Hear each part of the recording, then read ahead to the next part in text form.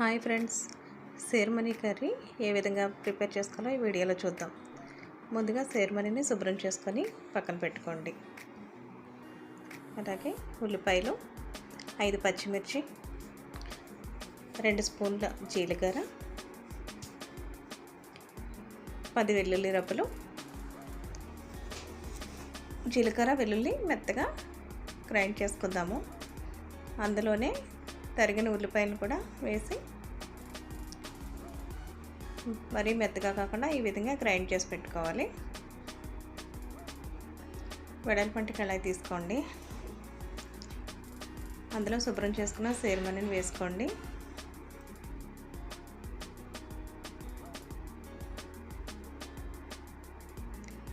మనం మిక్సీ పట్టుకున్న ఈ మసాలా ముద్దని అందులో వేసుకోవాలి.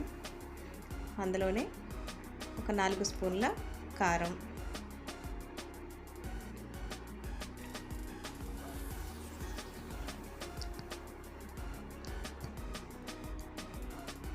రుచికి సరిపడా సాల్ట్. నేను చిన్న స్పూన్తో 2 స్పూన్లు వేస్తున్నానండి. మీరు టేస్ట్కి తగ్గట్టుగా చూసి వేసుకోండి. అలాగే 1/2 టీ స్పూన్ పసుపు. కర్రీకి సరిపడా ఆయిల్ అన్నీ కూడా ఇందులోనే వేసుకొని మొత్తం మసాలా, ఉప్పు, కారం, పసుపు, ఆయిల్ అంతా కూడా ఈ ఫిష్కి బాగా పట్టేలాగా కలుపుకోవాలండి. చూసారు కదా, ఈ విధంగా కలుపుకున్న తర్వాత మనం కట్ చేసి పెట్టుకున్న పచ్చిమిర్చిని కూడా యాడ్ చేసుకోండి.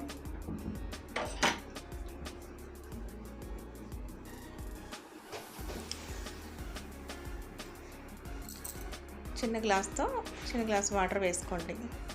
మరీ ఎక్కువ వాటర్ వేయద్దు. చూస్తారు కదండి, ఈ విధంగా కలుపుకొని పెట్టుకోండి. స్టవ్ వెలిగించి స్టవ్ పైన పెట్టుకోండి.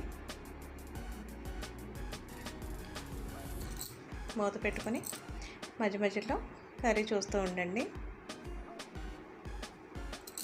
చూస్తారు కదా, 10 నిమిషాలు అయిన తర్వాత కర్రీ ఈ విధంగా ఉంది. ఇంకా ప్రిపేర్ అవ్వలేదు. కానీ ఈ కర్రీ అయితే చాలా టేస్ట్గా ఉంటుందండి.